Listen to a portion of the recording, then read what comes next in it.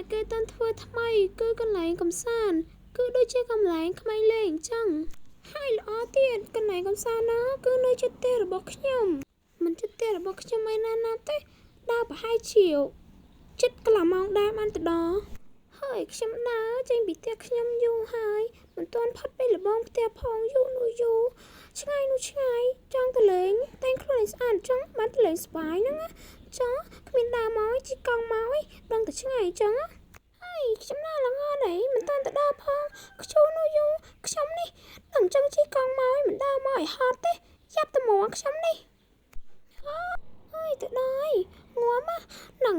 ថ្លាឡើងធំតែដឹងស្បាយអត់ទេលើទៅគេស្បាយបើបានទៅបើដឹងទៅស្បាយគឺមកលេងរងៃបងប្អូននៅជិតផ្ទះដែរហ្នឹងហើយដើរចូលសិនគេថាស្បាយតែដឹងស្បាយដូចគេនិយាយមែនអត់ហ្នឹងខ្ញុំយូរនោះយូរ